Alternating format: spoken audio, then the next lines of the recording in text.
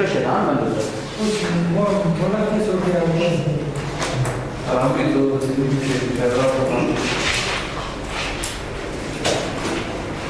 रमजान में तो टेंशन और अच्छी चाहिए, बनने चाहिए कि टाइम किस पर गुजरेगा जब हम हर चीज़ हम रोज़ों में डाल देंगे, मतलब लेट सवेर महंगाई।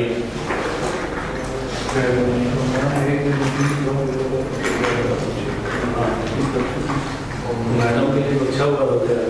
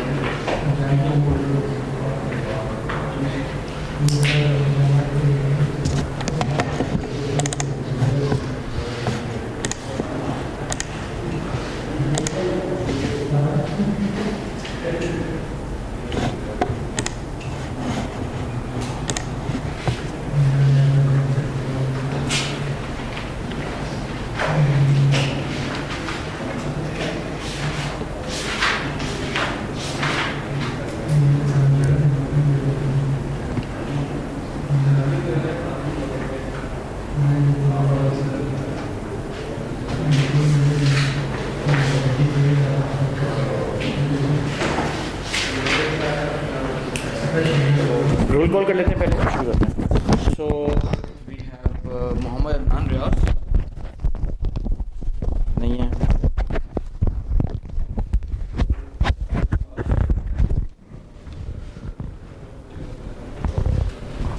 आवाज़ आ रही है आपको? Perfect. Sarfaraz Ahmad,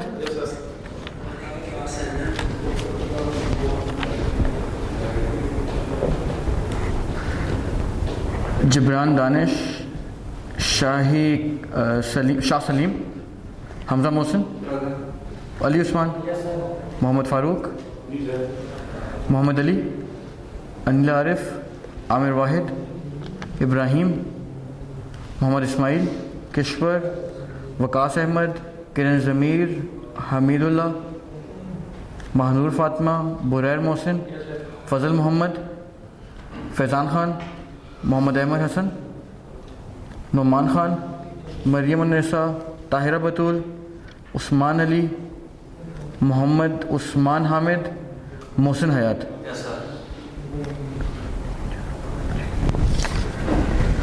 done.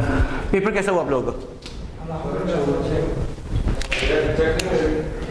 Paper नहीं चेक नहीं किए, मैंने ले लिए हैं सारे, चेक नहीं किए, थोड़े से शुरू किए हैं चेक करने, मोस्ट प्रॉब्ली नेक्स्ट वीक तक हो जाएंगे चेक आप लोगों के। आप लोगों का क्या रिस्पांस है पेपर का?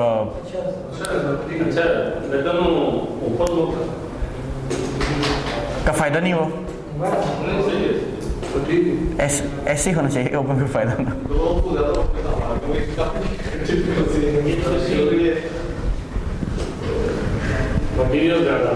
इट वॉज मोर ऑफ कि अगर आपने कोई 3-4 टॉपिक्स इकट्ठे करके एक सवाल में आए हुए थे, 2-3 टॉपिक इकट्ठे एक सवाल में थे,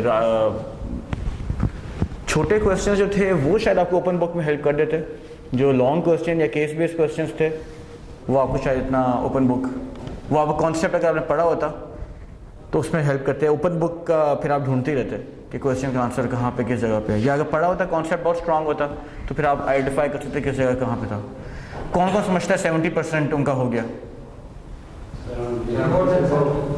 बोले आपका कितना हुआ? गुड, मोर देन 70 हुआ। ज़बरदस्त ज़बरदस्त। So that's the target. इंशाल्लाह इसी पैटर्न पे हम चलते रहेंगे। केसेस हमने काफ़ी लंबे केसेस किए थे अपने क्लासेस में, लेकिन पेपर का आपको पैटर्न समझ आ गया कि पैटर्न में एब्स्ट्रैक्ट था, उस एब्स्ट्रैक्ट से आपने नॉलेज निकालनी थी, और मोर और लेस जो हमने क्लास में लंबे केसेस में डिस्कस करते रहे हैं उसी किस्म की नॉलेज उस पर भी अप्लाई हो रही थी।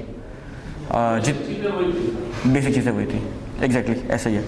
आखिरी क्लास में हमने देखा था, आखिरी 2 क्लासेस में हमने देखा था the corporation and external stakeholder. अब हम देख लेंगे इंटरनल स्टेक होल्डर। ठीक है, हमने देखा कि एक्सटर्नल स्टेक होल्डर्स अगर लेके चलना हो तो कैसे लेके चल रहे होते हैं, एथिकल लीडरशिप क्या होती है, फिर हमने देखा कॉर्पोरेट सोशल रिस्पॉन्सिबिलिटी क्या होती है, फ्री मार्केट थ्योरी की बात की हमने, free market theory as a myth की बात की, सार्बन ऑक्सले एक्ट हमने किया था, सार्बन ऑक्सले एक्ट, ओके, इसको हम नेक्स्ट क्लास में करेंगे फिर लार्जर ऑडियंस के सामने कि क्या चीज़ होती है। बेसिकली मैं अब बात होगी थोड़ा सा उसका ब्रीफ दे देता हूँ। अर्ली 2000s में बहुत से कॉरपोरेशंस थे, Enron being one of them, जिन्होंने अनएथिकल प्रैक्टिसेस करके और विंडो ड्रेसिंग की थी अपनी बुक्स की, जिसकी वजह से जो पब्लिक या जो स्टेक होल्डर्स थे वो सब स्टेक होल्डर्स डार्क में रखे गए थे और एट द एंड पता चला था कि जो उन्होंने विंडो ड्रेसिंग की है वो इन एक्चुअल उससे कोई चीज़ मौजूद नहीं है।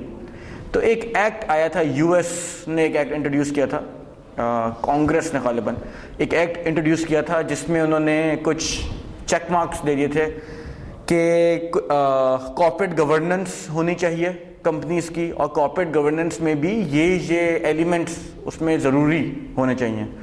वो उन एलिमेंट्स के थ्रू कंपनीज की जो स्टेक होल्डर से कम्युनिकेशन है वो स्ट्रांग होती है, और उसके कुछ गाइडलाइंस उन्होंने इंट्रोड्यूस किए थे। वो क्या गाइडलाइंस थी, डिटेल में एक्ट कैसे आया, लार्जर ऑडियंस होगी तो इंशाल्लाह हम उस पर डिस्कस करेंगे कि मेरा ख्याल है ज़्यादातर लोगों को उसकी नॉलेज मिल जाए तो अच्छी बात है। इंटरनल स्टेक होल्डर्स की जब हम बात करते हैं, कुछ लर्निंग आउटकम्स हैं, बहुत ब्रीफ से, इसकी भी हम इसी तरह करेंगे। एक लेक्चर हम पढ़ेंगे, अगले लेक्चर में हम केस स्टडी करेंगे, लेकिन क्योंकि लेक्चर लंबा है और आज का दिन हमारे पास छोटा है तो हो सकता है इस लेक्चर कुछ स्पिल ओवर हमारे पास नेक्स्ट लेक्चर में भी जा रहा हो, लेकिन नेक्स्ट लेक्चर में इस केस स्टडी लाजमी करेंगे। And this time case study would be 2.5 pages या 2 पेजेस मैक्सिमम। ओपनिंग केस ये नजर आ रहा है आपको, थोड़ा बड़ा कर दें, आ रहा है नजर, इसको पढ़ लें और फिर इसको डिस्कस करते हैं।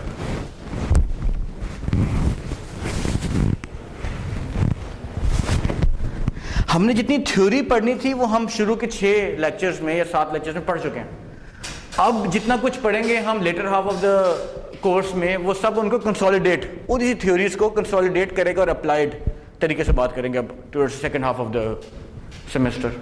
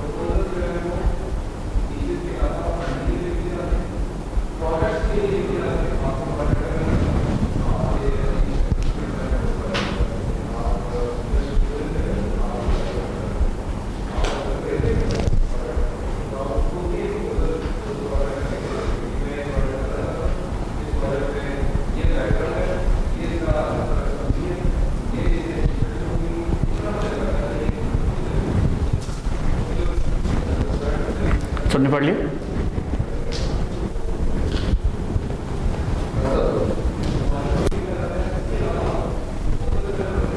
कौन कौन रह गया पढ़ रहा है? जो भी आप पढ़ रहे हैं, और कोई जो पढ़ रहा है भी?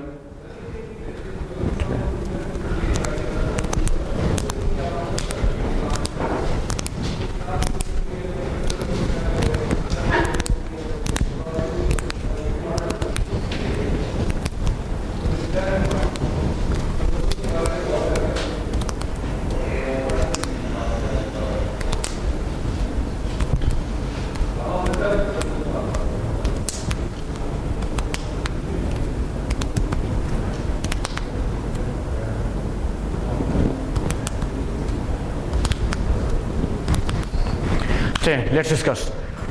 कौन बताएगा केस को समराइज करेगा? केस में क्या बात हो रही है? एनीवन? केस में क्या बात हो रही है? वॉरेन बुफे कौन है? कुछ आइडिया है आपको? एक वक्त में एक जी इन्वेस्टर है। वैसे अदरवाइज आइडिया आपको जनरल लाइफ में कौन है ये वॉरेन बुफे? किसी और को idea Warren Buffett?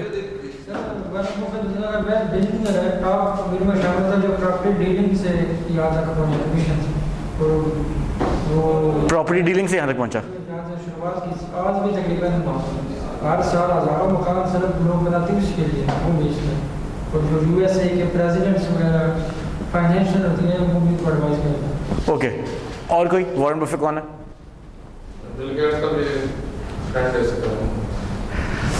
Warren Buffett जो इवॉल्व हुआ था वो स्टॉक्स से इन्वॉल्व हुआ था।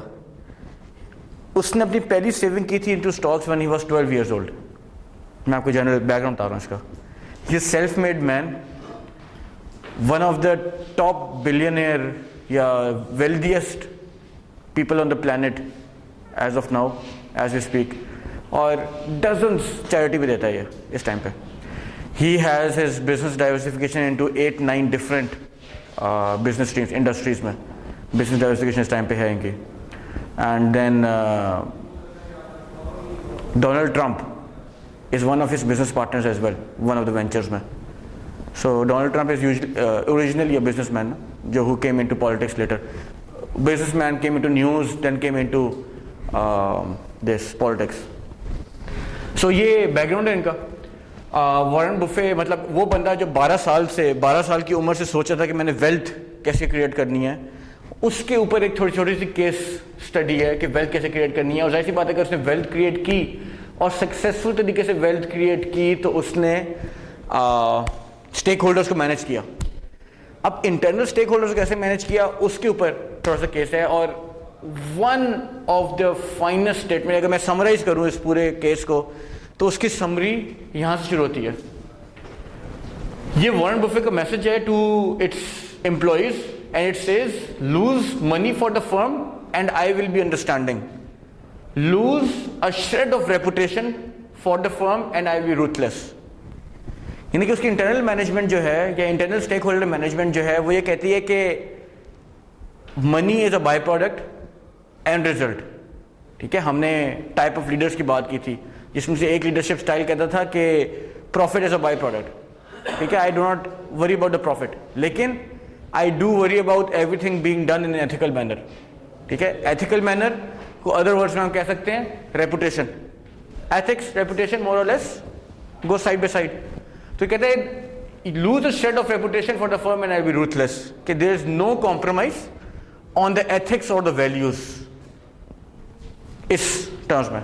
ठीक है, तो हम देखते हैं इसने इंटरनल स्टेक होल्डर को टोटली कैसे मैनेज किया। शुरू से कोई बताना शुरू करेगा हमें समरी? हम आपसे शुरू करते हैं। मोहसिन, आपसे शुरू करते हैं। स्टार्ट से बता दें पहले पैराग्राफ में क्या बात कर रहे हैं, फिर हम आगे एक पैराग्राफ आगे मूव करते रहेंगे।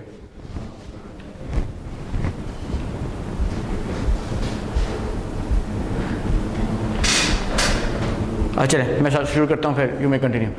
Warren Buffett has taken unprecedented steps in recent years to ensure that his messages about investing, ethics and philanthropy reach an audience that will survive him। Investing क्या है ये हम सब किसी को पता है। एथिक्स क्या है? एथिकल मीन से बिजनेस होगा। फिलैंथ्रोपी क्या है? एनीवन? फिलैंथ्रोपी क्या है? ये सखावत जो लोगों को गरीबों की मदद करना। सखावत, फिलैंथ्रोपिस्ट उस बंदे को कहते हैं जो बंदा बेस लाइन के लोगों की फिक्र करता है, जो बंदा ग्रास रूट लेवल से लोगों को पिक करने की, एंड यूजर्स की फिक्र करता है, उनको एम्पावर करने की फिक्र करता है, सोशल वर्क करता है। For example Edhi was a philanthropist, ठीक है।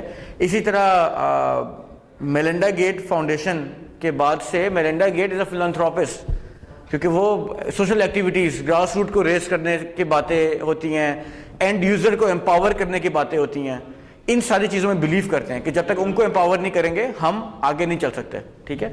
ईदी अ वेरी गुड एग्जांपल, हमारी नेशनल एग्जांपल। सो फिलैंथ्रोपी में बिलीव करते हैं, एथिक्स में, और मैसेज अबाउट इन्वेस्टिंग, ठीक है। He didn't invent the light bulb but he had lots of bright ideas, मतलब ही वाजंट इनटू कि बहुत बड़ा कोई काम करना है, लेकिन ब्राइट आइडियाज थे उनके पास। He didn't devise the mass production assembly line, but his companies have sold masses of goods, ठीक है। मतलब कैपिटलिज्म की तरफ नहीं थे, but still उन्होंने masses of goods सेल किए। And Warren Buffett didn't originate the concept of money, but he has more of it than anyone else. So what will be the Omaha investor's legacy, or rather his legacies? Omaha is the place where he belongs to.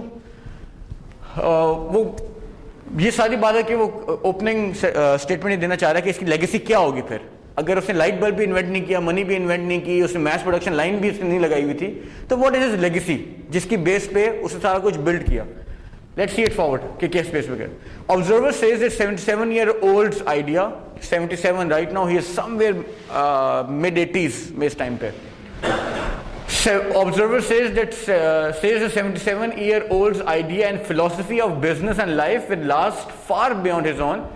Buffett has taken unprecedented steps in recent years to ensure that his messages about investing, ethics, and philanthropy reach an audience that will survive him to Omaha. Somebody from this group will learn something that will affect their lives. Buffett told a group of graduate students during a 2005 visit to Omaha. Buffett's emphasis on working with ethical people is already influencing business leaders and business schools. पहला हमें solution मिला यहाँ पे कि उसकी management कैसे थी, ethic, कि he was an ethical leader, ठीक है। A change that could last far into the future.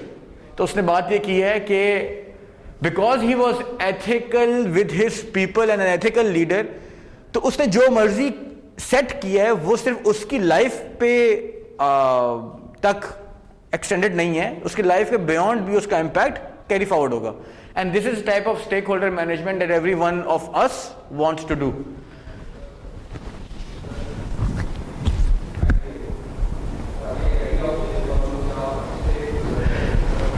अच्छा, ये director of University of Nebraska Lincoln Leadership Institute ने ये बात की है। He buys the culture when he invest in an organisation.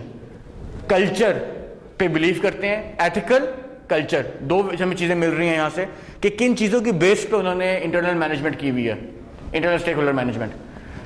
Then valuing a businessman's human condition as much as its financial condition, that's shifting people's thinking and it has a huge impact. तो वो human condition को value करते हैं more than the financial condition. Human condition को value करने का क्या मतलब है कि जो एम्प्लॉइज के, अगर फॉर एग्जांपल एम्प्लॉय की एग्जांपल ले लें, सप्लायर की एग्जांपल ले लें, तो सप्लायर की फाइनेंशियल कंडीशन उनके सामने इतना मैटर नहीं करती जितना supplier as culture of supplier या सप्लायर के एज अ ह्यूमन उसके ट्रेड्स क्या हैं वो मैटर करती हैं, ठीक है। Then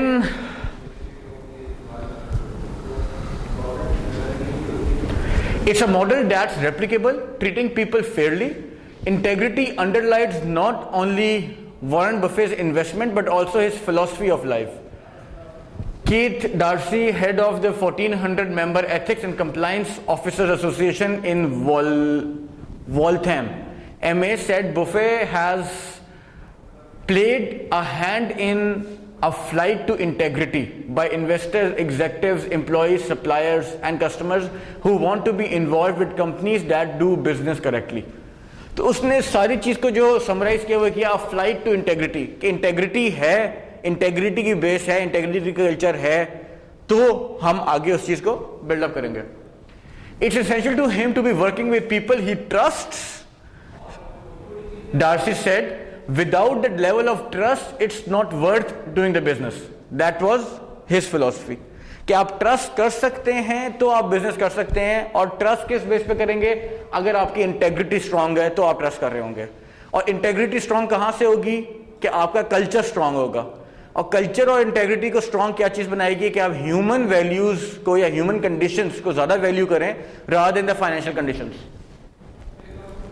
Certainly he has been an exemplar for understanding that when you make investments, character and reputation are everything. Again same thing repeat ho rahi hai. In meeting with student, Darcy said Buffett speaks from his heart. He certainly is a mythological figure, except he is not a myth. He is a real man, a man of enormous success who always has believed in investing in companies with inherent value, but in particular the people in those business. ठीक है? So the other thing, invest in the people. Business में invest करें, लेकिन invest in the people. Darcy believes Buffett will be a role model far into the future. Buffett states, I want employees to ask themselves whether they are willing to have any contemplated act appear on the front page of their local paper the next day, to be read by their spouse, children and friends. If they follow this test, they need not fear my other messages to them. Lose money for the firm and I will be understanding. Lose a shred of reputation for the firm and I will be ruthless. ये बात क्या कर रही है? ये बात ये कर रही है कि बुफे के जो कल्चर था, वो कल्चर ये कहता था कि कोई ऐसा कंटेम्पलेटेड एक्ट, कोई ऐसी नया काम, कोई ऐसी इनोवेशन कि आपके पास हर टाइम पे मौजूद है, जो आप अगले दिन न्यूज़पेपर में दे सकते हैं आपके स्पाउस, फैमिली, फ्रेंड्स को प्राउड फील करने के लिए. अगर आप दे सकते हैं तो मेरा कोई और चीज, मतलब there is no other demand that I can do for you from you. ठीक है? This is the only demand that I will be doing. So that means जितनी चीजों में बात हो रही है, सब बात हो रही है ethics, investing in people, culture और ह्यूमन वैल्यूज. इन चीजों की बात हो रही है कि इन चीजों की बेस पे उसे लेके चीजों को आगे चलाओ.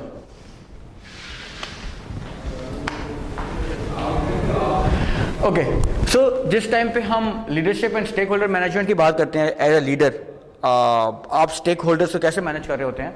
Leaders influence others to follow an organisations vision, mission and strategies and to achieve the goal. यहां पे the word that needs to be emphasised on is influence. ठीक है? यहां पे ये बात नहीं हो रही कि गाइड करना, यहां बात हो रही है इन्फ्लुएंस करना. इन्फ्लुएंस किस तरीके से? More of lead by example की टर्मिनोलॉजी इसमें यूज होती है कि the leadership style of management is influencing the stakeholders to in regard to the vision, mission and strategies to achieve the goal. Leader also help define the culture and values of organization. ठीक है? हमने और perfect example ली कि वो culture और values ही थी जिसको वो बाय करता था. फाइनेंशियल इन्वेस्टमेंट भी हो रही है लेकिन कल्चर और वैल्यू को भी बाय कर रहा है. ठीक है? जो भी हम इसके आगे पढ़ रहे होंगे, you relate that to the opening case. उससे फायदा क्या होता है? जितना ओपनिंग केस से आप रिलेट कर रहे होते हैं ना, the purpose of the class is to develop your understanding. रट्टा लगाना is not a purpose. तो जिस टाइम पे आप उसको बैक रिलेट कर रहे होंगे ना कि बुफे ने क्या किया था, वॉरेन बफे के क्या ट्रेड्स थे, क्या करता था वो, और उसको यहां से आप रिलेट कर रहे हैं, तो it is easier for you to keep that in the mind. ठीक है? फिर कभी भी आपको नॉलेज टेस्ट होती है, कहीं अप्लाई करनी है, कुछ भी करना है, तो यू हैव वॉरेन बफे का फिगर इन योर माइंड कि वॉरेन बफे ने क्या कुछ किया था, और वो उससे हम उसको रिलेट कर सकेंगे.